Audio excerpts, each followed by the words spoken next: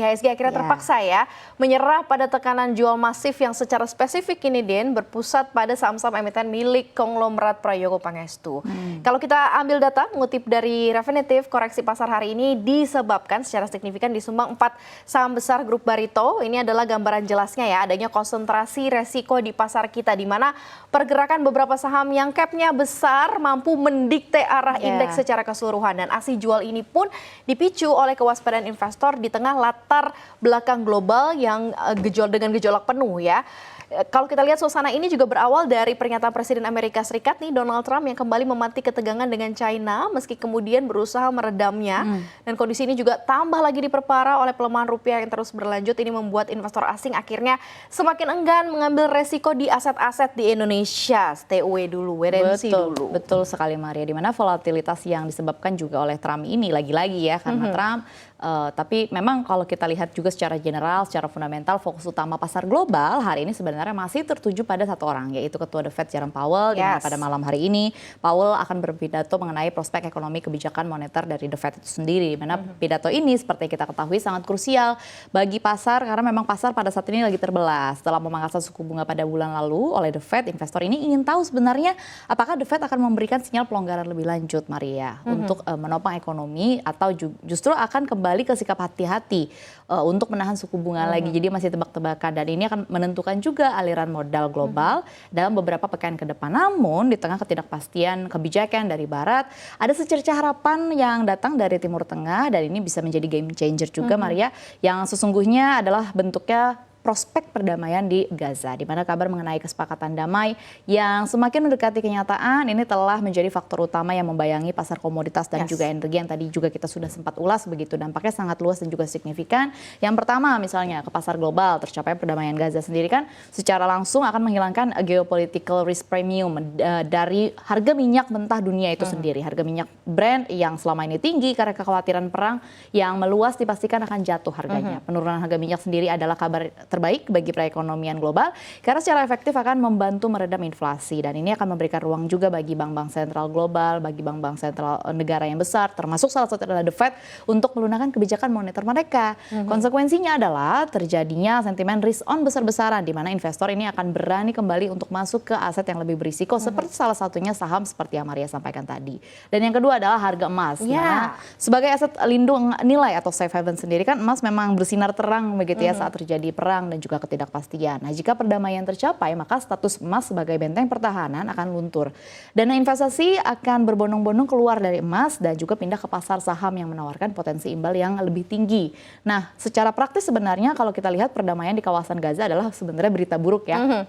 Bagi harga emas itu sendiri, tapi kita juga bisa antisipasi koreksi harga emas yang cukup dalam setelah kesepakatan ini benar-benar diteken. Dan yang ketiga efeknya tentu saja ke pasar domestik Indonesia. Dampaknya bagi kita sangat positif sebenarnya, di mana Indonesia adalah net oil importer. Jatuhnya harga minyak dunia akan secara drastis mengurangi beban APBN untuk subsidi energi dan juga menurunkan defisit neraca perdagangan, di mana ini akan menjadi faktor fundamental yang membuat rupiah juga turut menguat harapannya. Menguat secara signifikan, ditambah dengan sentimen risk on global, potensi capital inflow, dan juga arus modal asing yang masuk ke pasar saham dan juga obligasi kita, ini potensinya akan semakin besar, di mana IHSG akan mendapatkan dua mesin pendorong sekaligus, yaitu fundamental makroekonomi yang membaik dan juga likuiditas asing yang terus melimpah. Tapi nampaknya memang belum tercermin ya terhadap kinerja IHSG pada hari ini. Nah, bisa dikatakan bahwa memang investor atau efek dari beberapa katalis ini masih belum price in begitu Maria.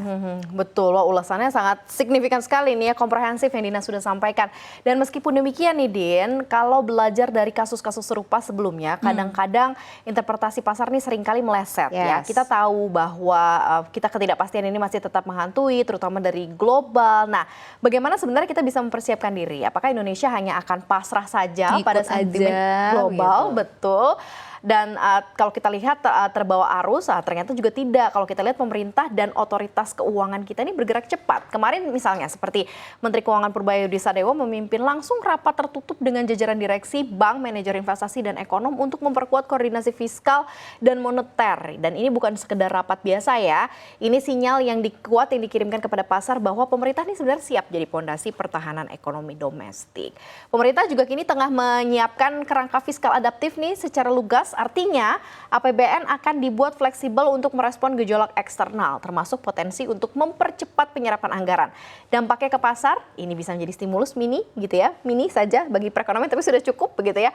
Mempercepat belanja pemerintah untuk proyek infrastruktur dan program prioritas lainnya akan menopang permintaan domestik, menjaga perputaran uang di masyarakat dan potensial mengkompensasi pelemahan konsumsi swasta. Dan ini adalah upaya mitigasi proaktif untuk memfirewall ekonomi kita dari badai global. Dari ketidakpastian global itu Betul. sendiri. Nah, memang apa yang sudah diulas oleh Maria yaitu langkah pemerintah ini memang bisa dikatakan sangat penting ya sebagai penjaga stabilitas. Namun panggung penghakiman sesungguhnya bagi para emiten sebenarnya adalah kalau kita lihat secara tahunan adalah musim rilis laporan keuangan, yaitu yang pada saat ini sedang akan kita hadapi adalah kuartal ketiga yang akan segera tiba begitu. Ini adalah yang bikin para emiten deg-degan begitu ya. Disinilah pula semua narasi akan diuji dengan angka fundamentalnya para emiten-emiten. Apakah memang tekanan eksternal ini benar-benar memukul laba perusahaan masing-masing ataukah stimulus domestik ini mampu menjaga kinerja mereka? Memang beda-beda karakter pasti ya. Semua akan terjawab di sini, tapi investor akan membedah lebih dalam laporan keuangan masing-masing emiten, terutama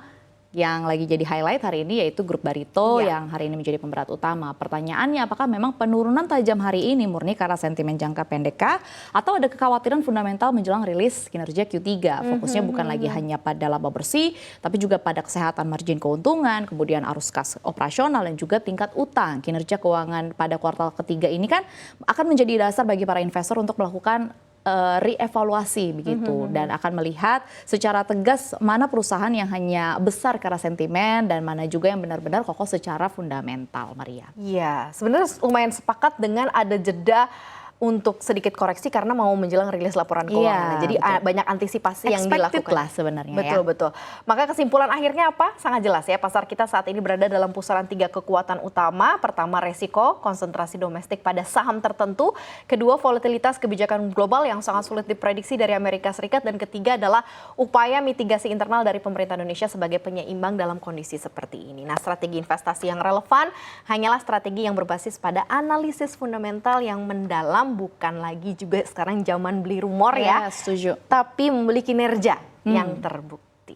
Kami kembalikan lagi kepada Anda disclaimer on untuk bisa memilih saham-saham sesuai dengan portofolio Anda dan juga profil resiko Anda.